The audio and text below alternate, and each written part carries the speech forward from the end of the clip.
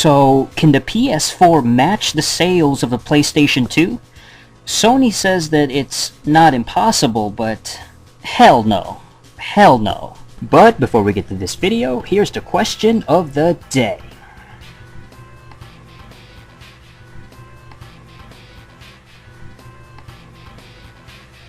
Alright, so I'm taking a look at this little article regarding the sales of the PS2, and the PS4 sales are basically being compared or, kind of predicted that maybe could it reach the same level of the PS2? I mean, the PS2 sold, what, over 150 million? More than 150 million units since it came out in 2000. The PS3, of course, was not able to reach that mark. I mean, it needs a lot more sales, and I don't think it'll ever reach that sales in its entire life cycle. And now that the PS4 is out, Sony has actually talked about this. Sony has chimed in that, they want to expand the popularity of the PS4, they want to focus on games, network services, and they say, you know what, we shouldn't say that it's not impossible, we can't rule it out. It's like we're not going to rule it out. And I'm sitting there thinking, like, hell no. That's not even a question. PS4 will not reach the sales or exceed the PS2 sales. It's those days of getting 150 million, in my opinion, is finished. At least for like the next decade, maybe 20 years, 2 decades, maybe even like 50 years. The reason is very simple. The reason is very, very clear. You can't compare the PS2 to the PS4. When the PS2 came out in 2000, it was a very different time. The timing was different. The circumstances were very different. It was just a very different set of circumstances. The hype was enormous for the PS2. It was massive. Alright, it had the PS1, first of all. It stood in the shoulders of the PS1's success and hype. Okay, that became a massive, very big seller system of the 5th generation. Did I say the 5th generation? I think I might be getting confused. Yeah, it was 5th generation, right? The PS1 and the Sega Saturn and the N64, right. That was the most successful, easily. Sold, I think, 100 million, like the first console to reach 100 million. So the PS1 was very big. And then, when the PS2 came out, like, that was the foundation of its success. The hype was so big for the PS2 that it killed the Dreamcast.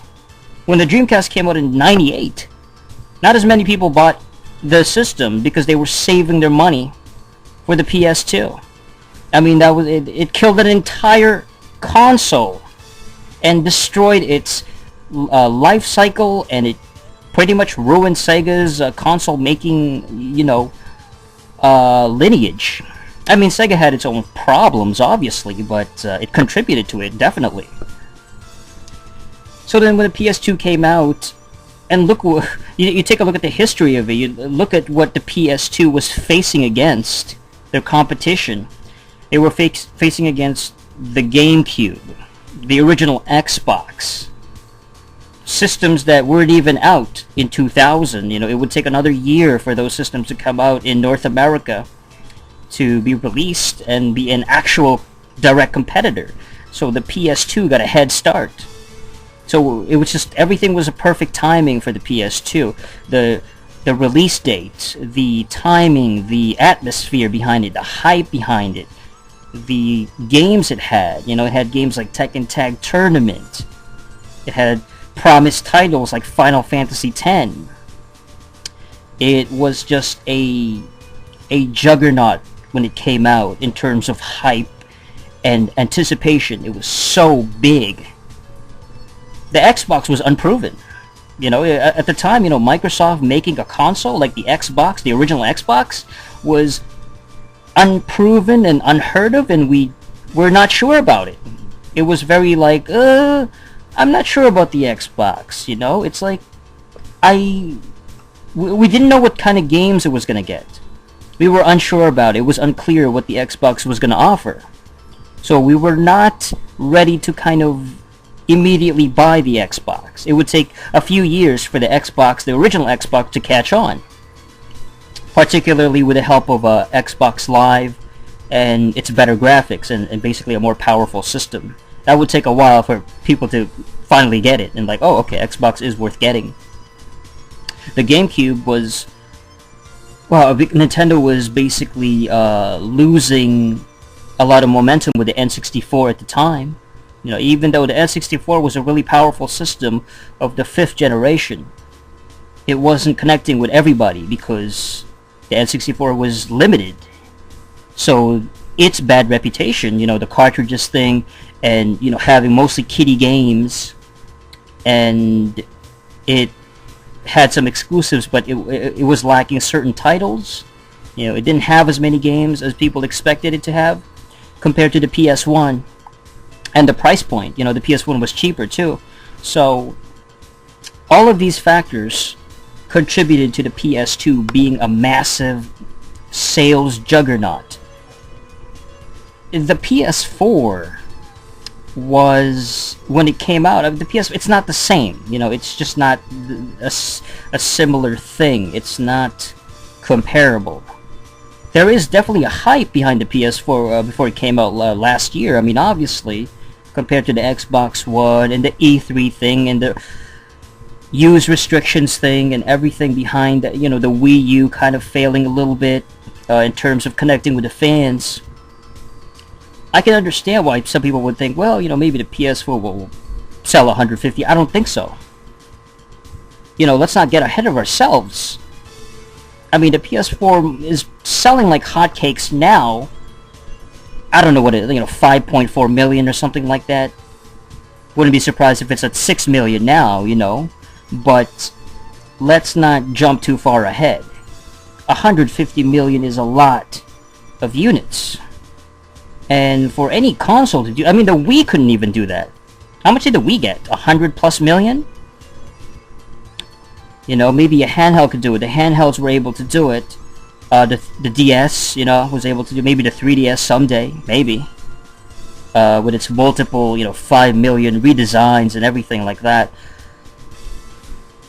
I would imagine that the Xbox One and the PS4 would probably reach 100 million, each of them.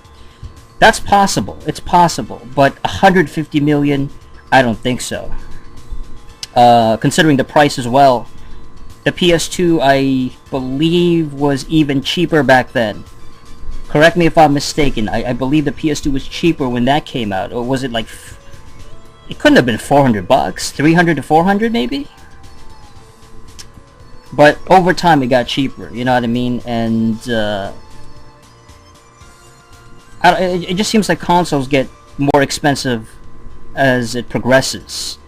You know, they just keep getting more expensive at launch, and even as the time goes on, they still maintain like a, you know, 300 price range. Yeah, I just don't think the PS4 is gonna come close to 150. I mean, it's not even. Times are different, you know. The Xbox, as much as it gets criticism, the Xbox One, Microsoft is now established. It's very much a player in this business, where there's enough people that are buying it. It's mostly like, I would say PS4 right now has maybe 60%, maybe even like 70% at the most in terms of market share. I'm just guessing. But back then with the PS2, I would say the fucking PS2 was probably, my god, 90% probably. In terms of interest, in terms of sales back then.